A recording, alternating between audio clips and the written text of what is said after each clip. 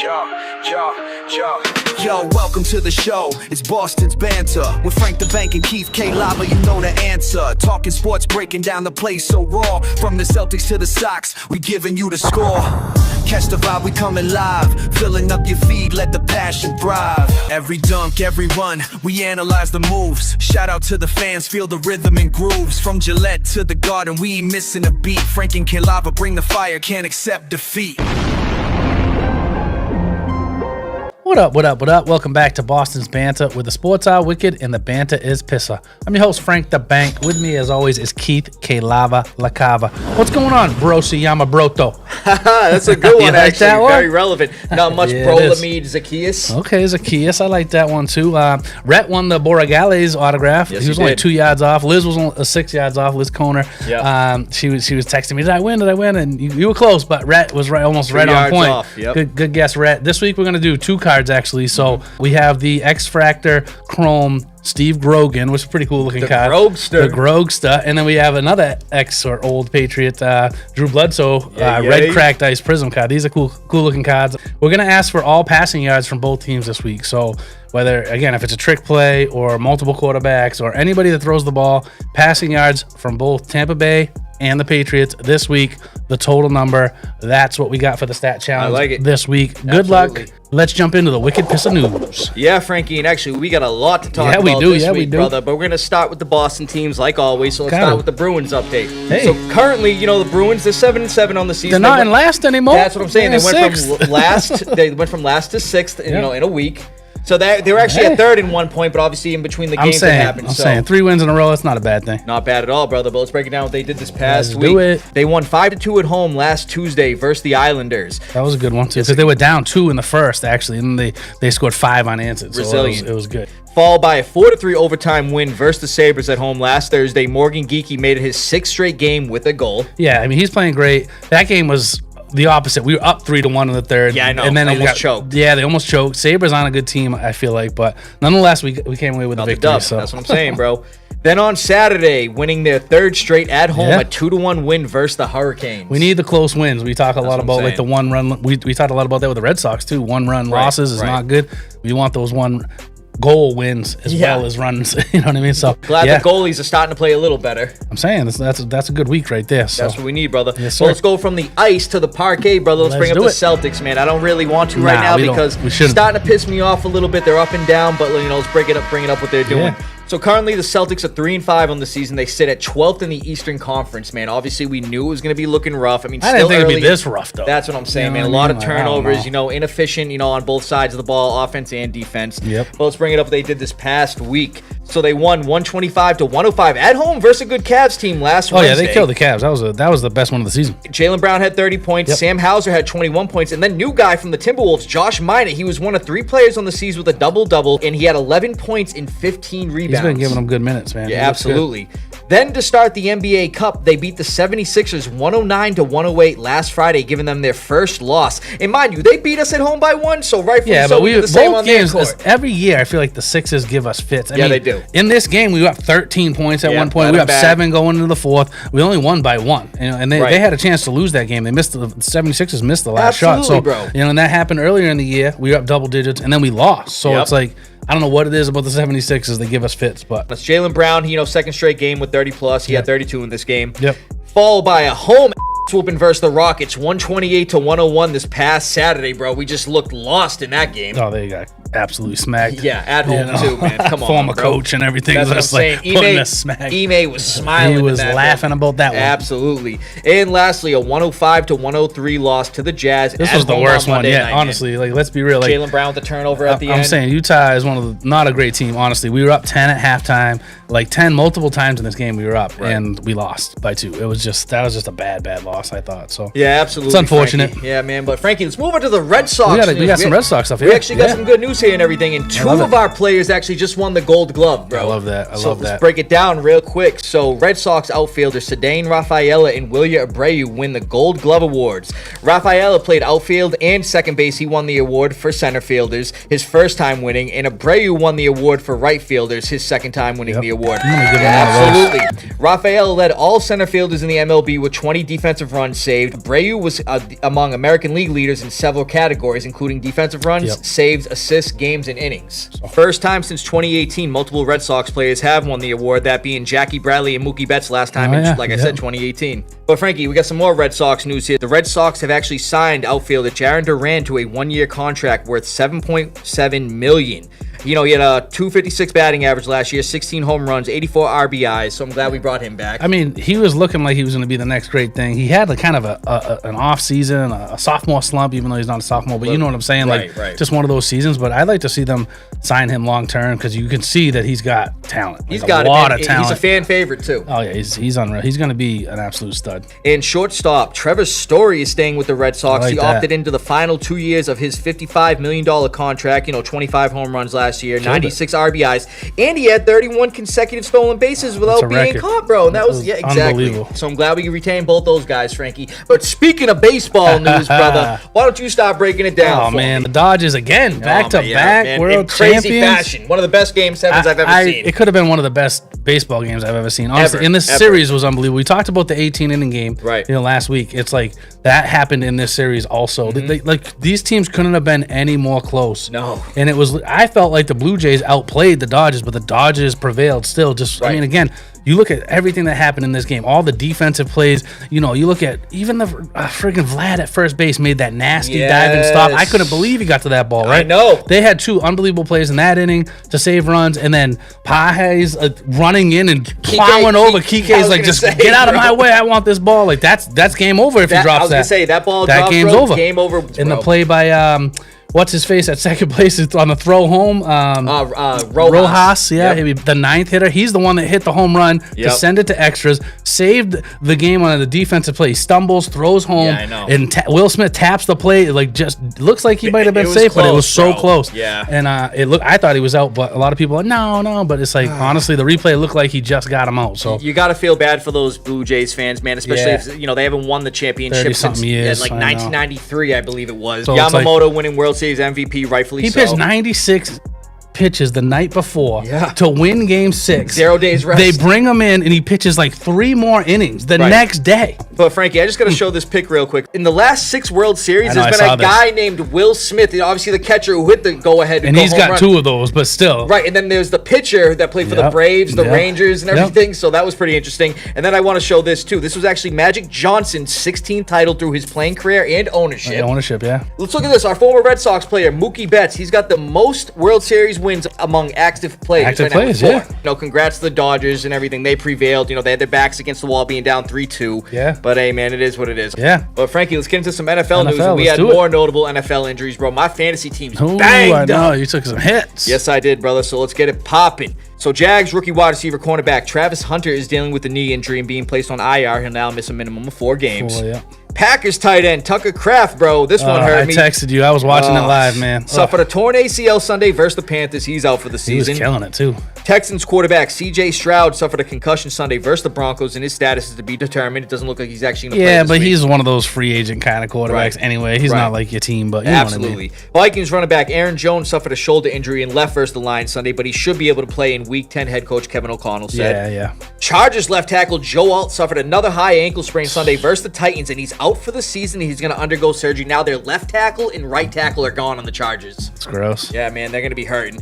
Commanders quarterback Jaden Daniels, this one hurt me too, suffered a dislocated, nasty-looking elbow injury Sunday night versus the Seahawks and is out indefinitely and possibly the whole season. Why was he still in the game there? I don't even know what they're doing, honestly. They were getting smoked. Bro. Yes. You called that game. I thought the Commanders had a chance with Daniels back, but they got killed. They were down 21-0 before you even blinked tonight. And that's not the only injury they were dealt with, bro. Also, their starting cornerback Marshawn Lattimore suffered a torn ACL Sunday night and is out for the season. Yeah, they lost 2 big ones right there. They're banged up, brother. But I'll talk about somebody who isn't banged up, who just got an extension, bro. Let's bring it up real quick. So the Lions have signed defensive end Aiden Hutchinson to a 4-year, $180 million extension that includes $141 million in guaranteed money, mind you, which is now a new non-quarterback record for guaranteed money. Absolutely well-deserved. Currently in the middle of his 4th season, he's racked up 34.5 sacks, 8 forced fumbles, 5 fumble recoveries, Frankie, and 4 interceptions as a defensive end. Well-deserved for this extension, honestly. The kid's unbelievable. And dude, he only played in 5 games last season, suffering a broken leg, that caused him to miss the season. He still recorded 7.5 sacks in that time, which was leading the league. Yeah. But other than that, he played 2 full seasons the year before, and so far every game this season, Frankie, like I said, well deserved. Oh, absolutely. But Frankie, let's get into the notable signings / trades, bro, and everything. So we're gonna bring up the 2 notable signings I saw this past week. The Bears have signed safety C.J. Gardner-Johnson to a 1-year deal after his release from the Ravens. So far, his 3rd team this season. Frankie, I know. Getting the Deontay Johnson. We talked about it. I said Deontay last time too. It's like, why is this guy keep getting cut from teams? He's a good player, bro. He's nasty. Funny too, because the 3 teams Deontay Johnson was on last year, the Panthers, Ravens, and Texans. CJ's already been on 2 of those teams this year. 2 of the 3, right? You know what I'm saying? It's almost a trifecta. And Frankie, we got some history here, brother. The Broncos signed 41-year-old tight end Mercedes Lewis to their practice squad, and he got promoted to the active roster this past week. He's the oldest tight end to play in a game in NFL I don't know history. what they're doing over there at the Broncos. I mean, Evan Ingram's didn't even catch a pass this past week. Right, no. I don't even know what's going on. Ingram was like one of the best tight ends in football like a year or 2 ago. And they're promoting a 41-year-old tight end. The dude was a first-round pick in 06, Frankie. I was a freshman in high school. I mean, he's going to be out there to block. He ain't catching many balls, I can tell you that. Right, that's what I'm saying. Frank, you hear that, brother? The alarm's going off, bro. We got to break up these trades. We got they some were crazy, bro. So the Eagles have acquired cornerback Jair Alexander from the Ravens for a 2026 6th and 2027 7th-round pick swaps. Mind you, back in the offseason, I predicted Jair to sign with Philly with our free agency predictions, but it looks like it came true. You know, not at first him signing with the Ravens, but now he's with Philly. Yeah. He's only played in 2 games for the Ravens with no passes, defense, or any INTs, and he's been a healthy scratch the last 5 games, so this seemed inevitable he was going to get moved. Yeah, it's crazy. The Eagles also acquired edge rusher Jalen Phillips from the Dolphins for a 2026 3rd-round pick, bro, which I thought was a steal for them. That dude's a nasty pass rusher. They got rid of. We talked about the Eagles losing a lot on defense, right? Like that. Now they're starting to bolster it back up. Like there's a couple smart trades right there, in my opinion. And Frankie, the Cowboys, they made some moves too. The Cowboys acquired both linebacker Logan Wilson from the Bengals for a 7th-round pick and defensive tackle Quinnen Williams from the Jets for a 2026 2nd-round pick and a 2027 1st, and also defensive tackle Mozzie Smith. The Jags acquired wide receiver Jacoby Myers from the Raiders for 4th and 6th-round picks. You know, not bad. The Seahawks acquired wide receiver Rashid Shaheed from the Saints for a 2026 4th and 5th-round picks. And then, Frankie, this one was just nobody saw this coming. I'm saying this one's crazy. The Colts acquired cornerback Sauce Gardner from the Jets. I couldn't believe that. For this year's and next year's 1st-round picks and wide receiver Adonai Mitchell. Jets are giving up. I'm saying Jets are definitely they're 2 of their best players on defense, if not the best 2. Yeah, bro. Insane. So, you know, I thought they would have dealt Breece Hall too, man. But yeah, they got rid of Sauce Gardner and Quinnen Williams. That defense going to look like hell yeah. Good stuff, Frankie. You too. Another great Wicked Pissah news. Let's get into a Foxboro Focus. Another dub on the board, Frankie, but we're going to get into that in a minute, bro. We got some news to bring up real quick. So before we get into the Week 9 versus the Falcons, like I was just talking about, with the trade deadline here and everything, the Patriots were wheeling and dealing. They were actually, you know, they weren't really adding to the roster, but they were acquiring some draft picks. Yeah, I saw that. So they made actually 2 trades last Tuesday right after our show, so let's break it down real quick. They traded safety Kyle Duggar and a 7th-round pick to the Steelers for a 6th-round pick, a 2020 2nd-round pick out of D2 Lenoir Ryan. We all remember that. Yep. From 2021 to 2023, he recorded 9 INTs, racking up 70-plus tackles each season in that span as well. Then last year, his numbers dipped as well, also getting injured after he signed a 4-year, $58 million contract extension. So it was inevitable, bro. We were trying to dump some of that money, get him out of there. I mean, it's funny, though. He got traded to the Steelers, and we lost Jabril Peppers to the Steelers. So 2 former Pats safeties over there. That's crazy. They also traded defensive end Keon White in a 7th-round pick to the 49ers for a 6th-round pick. He's another guy we took in the 2nd round this time in 2023. He just never got going with us. You know, starting last season, he did have 4.5 sacks in the first 2 games. I know. But he finished with 5 the whole year, meaning he only had half a sack the rest of the season, bro. So another guy that looked at he wasn't really going to fit in Vrabel's system and everything. Like, mind you, he wasn't getting a lot of playing time. Actually, I believe he only played in 5 games this year, and he recorded 5 total tackles, bro. You know what I mean? So it is what it is, man. They both moved on to different teams. Hopefully, they're going to get utilized over there. You know, we appreciate what they did for us and everything. Absolutely. But Frankie, actually, the Patriots did make a signing today. It wasn't any big trade acquisition, but this name is notable, bro. So let's break it down real quick. So the Patriots signed wide receiver Brendan Rice to their practice squad. And if that last name sounds familiar, it's because it's the son of NFL legend wide receiver Jerry Rice, bro. I love it. We'll see what he can do with us. I mean, he'll be on the practice squad. Obviously, Booty's hurt right now. So I doubt they promote him right away. He ain't going to get promoted. I mean, you got Chisholm down there, too, that's trying what to I'm do some saying, different bro. things, And our boy Kyle Williams needs to be getting some looks. Kyle Williams was out there a little bit. Yes, sir, Frankie. But let's get into that Week 9 recap, Let's go. brother. So Patriots beat the Falcons narrowly 24-23 for their 6th straight win, bringing their record to 7-2. Let's show those highlights, bro.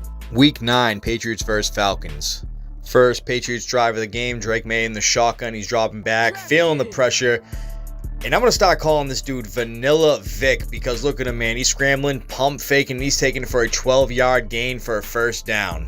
Patriots down in the red zone looking for a score here, and Drake May is going to be lofting it down towards wide receiver Pop Douglas for a nice breadbasket 17-yard touchdown to put the Patriots up. Fast forward to the end of the first quarter, Falcons in the red zone, and quarterback Michael Penix was looking for wide receiver Drake London, who kind of mossed cornerback Marcus Jones for a 1-yard touchdown to tie the game up.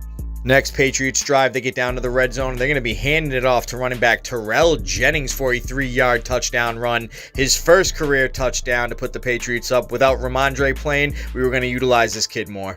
After a Falcons punt, the Patriots got the ball back, and Drake May out of the shotgun, and he's dropping back, and he's going to be throwing it deep downfield for wide receiver Pop Douglas, who makes the catch, breaking some tackles. He's juking out some guys, and he's taking it downfield for a nice 58-yard gain. Same Patriots drive, Patriots down in the red zone, and Drake May out of the shotgun is going to find his new wide receiver, Stephon Diggs, who's going to be juking out some guys, going towards the end zone, and diving for an 11-yard touchdown to put the Patriots up by 2 possessions. After stopping the Falcons on 4th down, Patriots got the ball back, trying to score again before the half, but Drake May is going to be feeling the pressure from rookie edge rusher Jalen Walker, who causes Drake May to fumble it, and it's going to be picked up by linebacker James Pierce Jr., who takes it down to the 5-yard line. Will Campbell actually tracked him down to save the touchdown. 2 plays later after that unfortunate fumble, quarterback Michael Penix is again going to find wide receiver Drake London for his second touchdown of the game. Basically just mossed cornerback Marcus Jones again. Fast forward to the middle of the third quarter, and the Patriots are settling for a 32-yard field goal, and rookie kicker Andres Borregales drills it to put the Patriots up 2 possessions. Patriots will get the ball back after stopping the Falcons, but Drake May unfortunately throws an interception to safety Jesse Bates, and he's going to be taking it 17 yards on the return. That's Drake May's second turnover of the game. The Falcons would then have to settle for a 38-yard field goal by former Patriots kicker in the preseason, Parker Romo, who makes it a 1-possession game. Towards the middle of the fourth quarter, after a Patriots punt, the Falcons trying to tie the game up, and Michael Penix is looking downfield for wide receiver Drake London, who makes a nice 40-yard catch over cornerback Christian Gonzalez. Down 7 with roughly 4.5 minutes left, the Falcons trying to score, and quarterback Michael Penix again is looking for wide receiver Drake London, who makes a nasty one-handed 8-yard touchdown catch on 4th and goal. His 3rd touchdown of the game. But you still got to hit that PAT to tie it up, and kicker Parker Romo is going to kick it wide right to keep the Patriots up by 1 point. But the Falcons got the ball back after stopping the Patriots down 1 point, and Michael Penix is feeling the pressure. He's just going to throw the ball into the dirt. But nah, buddy, that's intentional grounding. Falcons couldn't do anything after that intentional grounding call, and the Patriots got the ball back. But on 3rd and 5, they needed a big first down and got it with old-reliable tight end Hunter Henry for a big 17-yard gain to seal it. And the Patriots win the nail-biter 24-23 versus the Falcons at home to bring their record to 7-2. So like I said, man. That was... Yeah. The first half was great. Yeah, absolutely, bro. We only scored 3 points in the second half. Yeah, 3 points in the second half. And thank you, Parker Romo. Like you saw on the highlights. Bromo in the house, missing an extra point. Oh, it was crazy. So, I mean, they scored 9 in the fourth. Should have been 10 to tie it. But, I mean, again, we only scored 3 points in the whole second half, which I did not like. So, Frankie, let me bring up what I noticed from the offense this past week. So, like we were talking about, sloppy. And Drake May did not look efficient. Yeah, they scored a touchdown on their first, 3rd, and 4th drive, but heavily struggled after that. Yeah. Drake May had 2 fumbles, 1 he lost, obviously, before halftime, allowing the Falcons to score. That right there, they got right there. We were getting the ball at half, too, and everything. And he threw a pick to go along with a 65.5 completion percentage, bro, which his completion percentages have looked higher, obviously. Oh, yeah, for sure. You know what I'm saying? The O-line allowed 12 sacks total the last 2 weeks, 6 this past week versus the Falcons. They got to tighten the up. That's insane. And last, not having Kayshon Boutte in the majority of the game, that hurt the offense a lot, in my opinion. He left with a hamstring injury, so we got a lot to clean up after this one, especially if he's not going to be playing for the next few games. Yeah, that's crazy. But what I noticed from the defense, bro, we got to break it down. Oh, we got to.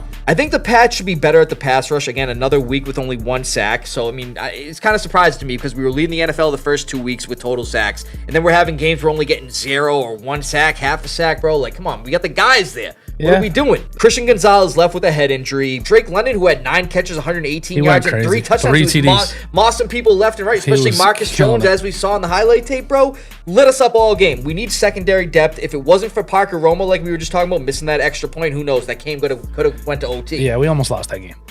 But a bright spot in our defense, we've been talking about it all year. The epitome of consistency, bro, our run defense. Oh, that's the thing right there. The 9th straight game we haven't allowed an opposing running back to go over 50 yards. The first team to do this, Frankie, since 1950. I was just going to say 1950, yeah. And we didn't play a scrub, bro. We played against Bijan Robinson. We held him to 46 yards. Love it. The run D is solid as brother. But Frankie, let's bring up the upcoming Week 10 at the Bucs, bro. Let's do it. Definitely going to be a tough test and everything, so let's break it down real quick. So the Bucs are coming off a much-needed bye week with all their injuries. And speaking of our lacking secondary, the Bucs should be without Mike Evans, Jalen McMillan, and maybe even Chris Godwin. You know, no report on that yet, but we'll see what happens.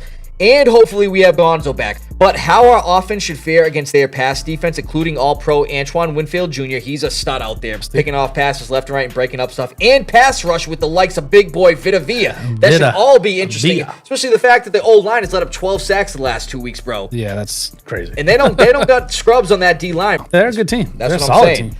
And it should be a tough day for both teams' running backs as well. Us and the Bucs, they rank in the top 10 in rush defenses. All in all, though, Frankie, I don't see May having 2 turnovers in 2 consecutive weeks and everything. So I'm going to be honest, I'm taking the Patriots in this game. I mean, I'm thinking the Bucs might take this one, but they are so banged up. I do think Bucky's coming back this week for them, which helps them a lot. Yeah. It's going to be a close game. I mean, if they give up 6 sacks and a couple turnovers, they're definitely not beating Baker Mayfield. No. It's as simple as that. I think they're going to play a little more organized. Yeah, I'm still going to take the Pats, again, because we've just been the better team this year so far, Right. but it's like you got to stay out of those turnover situations, and all those sacks cannot happen. Especially being in a tough stadium like, you know, in Tampa Bay. They got the Baker's going to exploit those every time. I mean, he's not Michael Penix, all right? He's That's going what I'm saying. You know, that's crazy. So yeah, I'm taking the Pats. I'm taking the Pats too, so yes, good sir, stuff. Frankie. So that's all we got for the Foxboro Focus. Let's get into Wicked Smaht Fantasy Stahts. How'd you do in your league, Coop? Yes, sir, Frankie, and it was another good week, bro. Back-to-back wins, but we'll get into your league in a minute. We'll start in my league, bro.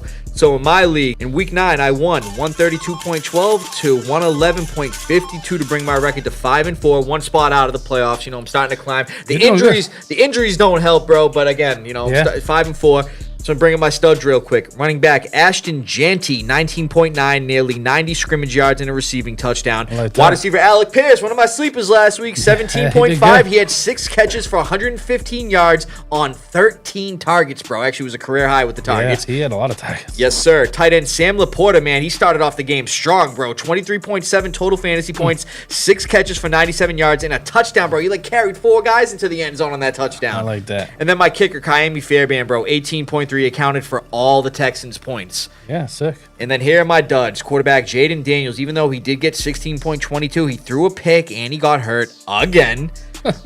New IG3. That's what I'm saying. That's what bro. just gives me like that's what it makes me think of. IG3 had that great rookie season. Yep. Started to get hurt, and then just ruined his career. You know what's crazy, bro? He actually got hurt against the same team, the same quarter, same spot on the field. Yeah, I read that too. Bro, that's weird, bro. They need to get rid of that whole field. It's like cursed or something. That's crazy. I did see that actually. Yep. Wide receiver Roma Dunze, 0 points on 3 targets, dropped the pass in the end zone too. His dad or his uncle requested a trade after this because they weren't throwing the ball, or somebody tweeted something crazy about that. Yeah, bro. I didn't know. I mean, the way Caleb Williams played, you thought this guy would have at least got 1 or 2 catches. Caleb Williams was bananas. Yeah, he caught 2 passes himself. He caught more passes than Rome. Right.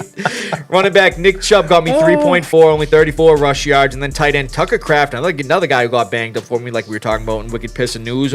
Only 20 yards towards ACL, got hurt. He's done. And the Chargers defense special teams, even though they won, bro, they only got me 9.5 and they allowed 20 points to the Titans. I know. They were struggling to even win that game at one point. So, crazy. Frankie, break it down. How'd you do in my league? I won again in your league. I'm 8-1, killing it. First place, most points, whatever. Still, that's good. 169 to 125.1. Caleb Williams went bananas like we just talked about. Caught a touchdown. Oh, my God. 46.7 points. The guy went crazy. He had the craziest game I've ever seen. 280 yards.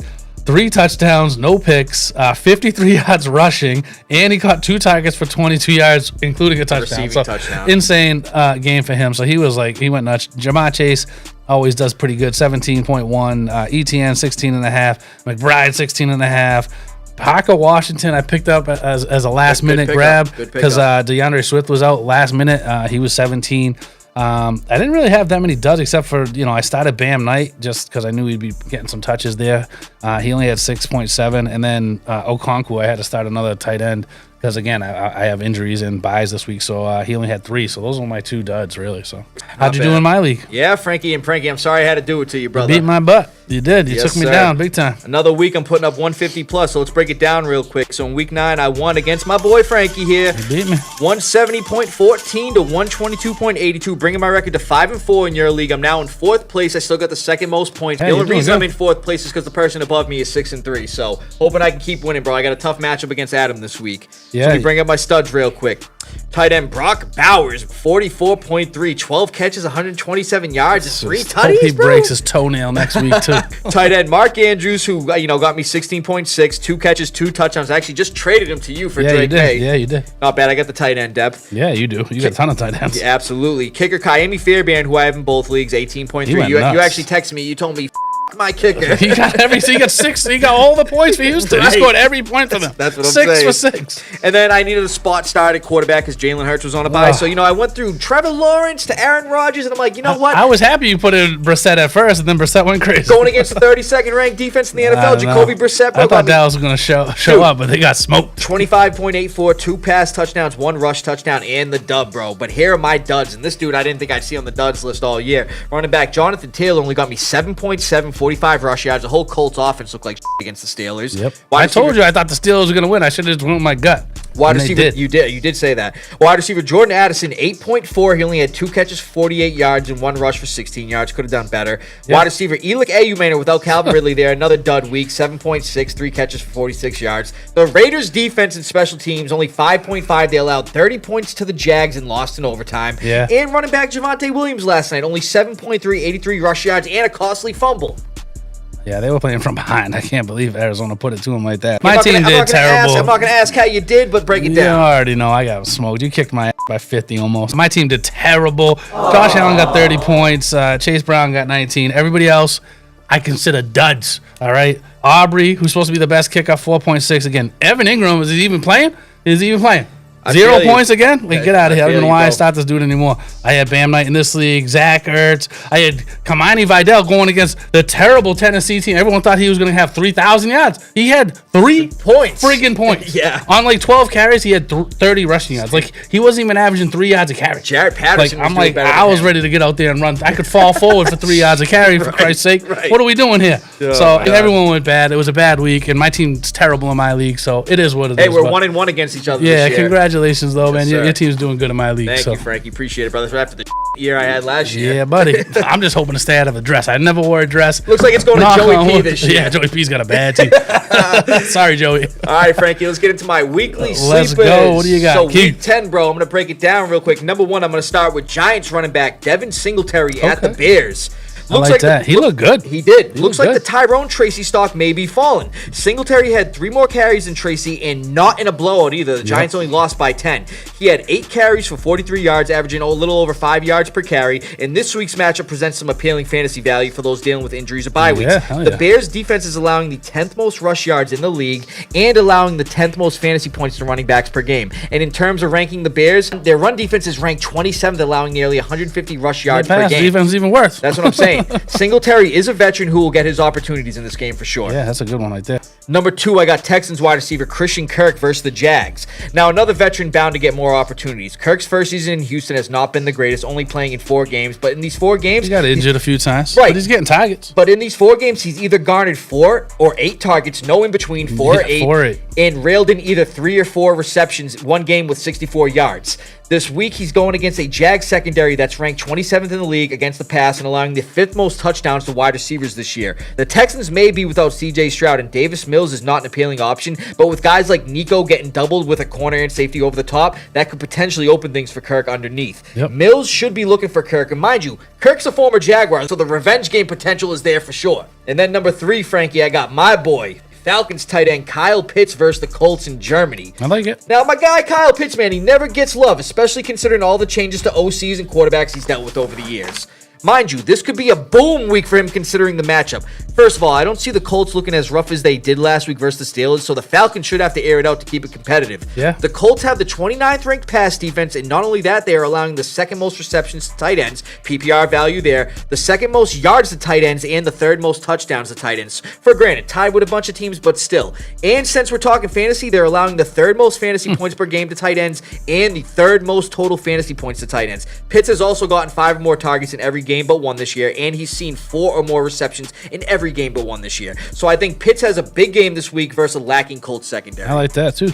Frankie, let's hear it, man, with the Frank's FanDuel pick. Let's do it. So I'm going Caleb Williams again. He got another great matchup. You just talked about it from the other side of the ball with Devin Singletary, but it's in Chicago going against the Giants. Terrible. They're 30th ranked against, 26th ranked against quarterbacks. So it's like they're way low for fantasy wise against quarterbacks. So Caleb Williams got a great matchup. And I'm stacking him with Rome Odunze. He's going to get a bunch of targets this week after that tweet saying you should trade him because he's not getting the ball. So I like that. I got James Cook in here too. Again, going up against Miami's terrible run defense. He always kills them. Yeah. So he's going to tear that up right there. I got Wan'Dale Robinson, cheap money here, 6,000. And again, same reason. You're talking about how bad Chicago is against the run. They're actually worse against the pass fantasy wise. So they're the bottom 3 in the league for fantasy. So it's like against wide receivers. So Wan'Dale Robinson has a great matchup, and I feel like that could be a shootout kind of game. I'm trying to get people in games that are going to be shootouts. So another cheap guy, Hunter Henry this week. Again, Tampa Bay,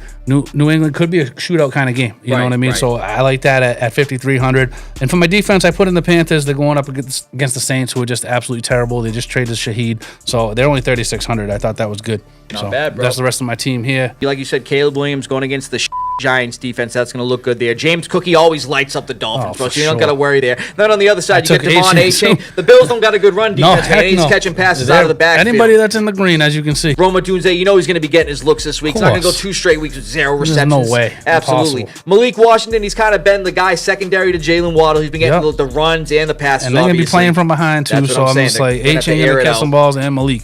Wan'Dale Robinson against Chicago's lacking secondary as well. He's always getting his looks over there. Then you got tight end Hunter Henry, look, reliable for Drake May over there, coming in clutch on the third downs. Oh, absolutely. Flex, you got big man Tedero and McMillan, bro, against the Saints secondary. Terrible. He's going to get his looks there. And then the Panthers defense versus the Saints, bro. I mean, they just beat. That's what I'm saying. It's like, and come on, Packers got a good offense. Bro. I like you, Frankie. That's what I'm saying, stuff, brother. Let's jump into a Lava round. You got me 2 games. Both games we had different picks on. You got them both. So you're back up Frankie. 2. We were tied. So let's see. What are we at totals right now? What are our stats last at? week, the NFL weekly picks, week 9, that was Frankie. close. Bring up your overall. So you went 8-6, bringing your overall record to 87, 47, and 1. Not bad. And I got the 2 wins, and our differences, everything. Did. I picked the Bills over the Chiefs and the Seahawks over the Commanders. Seahawks killed the Commanders. I don't even know. Brought my record last week to 10-4, and my overall record to 89, 45, and 1. So I'm up 2 on you, bro. You can easily change. Doing good. Frankie, let's get into those NFL Week 10 picks. Let's go. You name them, we'll predict them. Let's go. Vegas versus Denver. I'm going Denver. Denver all day, bro. This one's interesting. You just talked about it. Atlanta Colts. What do you got? Yeah, I'm taking the Colts here, bro. I don't think they're going to lose 2 weeks in a row, although I did think that they were going to lose to the Steelers. I talked about that. You did, but and I feel like Atlanta's defense is similar style. They have a good pass defense. They got a good pass rush, so that's like, I don't know. But at the end of the day, I'm going to take the Colts, too. I think they're going to get right on this game. Browns versus Jets. This is the toilet bowl of the week. I'm going Browns in this one. You know what? It's funny because I was actually going to do the Jets until these trades today. But I'm going Browns now. They got nobody on defense. Yeah, that's crazy. Saints at Panthers. Panthers all day, every day. Yeah, especially they've been looking good, especially going against a rookie quarterback. Absolutely. I got Pats already. We already talked about that. Pats at Bucs. We're both going Pats. Ravens at Vikings. Interesting game here. What do you got there? I'm taking the Vikings. Yeah, in Minnesota against a lowly ranked Ravens pass secondary. I got to do something different. I got to go Ravens just because I feel like we're gonna have a lot of different, not too many differences this week. So I have to go Ravens here. Gotcha. Just because Lamar's there. But the Vikings defense played great last week, honestly. And he could be airing it out against a lacking Ravens secondary. Yeah, we'll see. But I'm going Ravens, you're going Vikings. Bills at Dolphins, Bills, obviously. Bills, 100%, brother. Giants at Bears. I mean, I'm going to go Bears, but their defense is terrible. I'm going Bears. Don't get me wrong. I like how Jackson Dart's been playing, but the Bears, man, they've been gelling. Yeah, for sure. Jaguars at Texans. Jags coming off another, interesting game, but what do you got there? Yeah, I'm going to be taking the Jags, especially if Davis Mills is at the helm. Yeah, see, that's such an interesting game for me, too. Like, the Texans D been playing good. I know Davis Mills is tough, though, because CJ, I don't know. That one, to me, I'm gonna go Texans. I don't. It is what it is. If I lose it, I lose it. I gotta try to get back in the lead here. Cards at Seahawks. Your boy Brissett. I don't know. Yeah, no, I'm taking the way Sam Darnold just played, bro. I'll say it. Hey, they just got Shaheed. I like that for them, too. Yes, He's going to just be a bond burner out there. Right. Lions at Commanders. Commanders, they got nobody left. It's Lions by 100. Yeah, I'm taking the Lions there, bro. Heck yeah. Rams at 49 interesting game here. I'm going Rams just because they've been playing so good, but I'm taking 49ers the Rams. at home are tough. Puka's back, and, the 49ers, they just lost another pass rusher, Mikael Williams. Yep. His torn ACL. He's out for the year, so I'm taking the Rams here. This one's kind of interesting to me. Steelers at Chargers. Chargers, that you just said, the offensive line is banged up. I mean, I'm leaning Chargers, but like watching TJ Watt this past week go crazy against the Colts. I don't know. What do you got on this game? So I'm going to be taking the Chargers here. I think the Chargers are going to definitely, they won by they barely won last week against the Titans and everything. They're going to tighten up a little bit. Yeah, they're going to be lacking on the O-line, but I think the Chargers come out and they whoop the Steelers' ass. Man, if this was in Pittsburgh, I might be taking Pittsburgh, but it's just like one of those situations. I'm going to take the Chargers here too, just because it's like that's going to be a game though. Like TJ Watt just looked dominant against the Colts. I mean, Daniel Jones looked like the old Daniel Jones. He did. You know what I mean? Let's be real. Game of the week: Eagles at Packers. What do you got here? This game's going to be wild. I don't care that it's in Green Bay. I'm taking Philly, bro. Man, that's a tough game for me too. This one's one of those games. It's like. The Packers just lost a terrible one, though. It's I mean, I got to go Eagles, too. They made some good trades, too. I'm going Eagles, too. So, two differences again, brother. Good See stuff. what happens, man. Another great show. Another great live round. Good luck, everybody, this week. Absolutely. Thanks for tuning in, sharing, subscribing. What the f*** is that, dude? I do not know. Man, bro. Halloween just happened. Why are we hearing all this creepy stuff That's still? weird. I don't like it. And Frank, I'm just going to get right into it. What the f*** is it this know week? what it is. This is going to be dope. Predator Badlands. This looks absolutely ridiculous. The origin of, like, the Predator story. I love this. This is going to be dope. Oh, yeah, Frankie. The Predator, he's out to get us, bro. Man, that shit ain't real. Yeah, bro. Yeah. Seriously. Let's just get them on out of here, Frankie. From Beantown to your town, stay wicked Pissah. Foxboro to your bro. Thanks for listening, everybody, and we'll see you next week. There's that clicking again, bro. Oh, Frankie, the lights went out. Dude, hey, Frankie, you good over there? Yeah, I'm good. Who the f*** are you? You one ugly mother.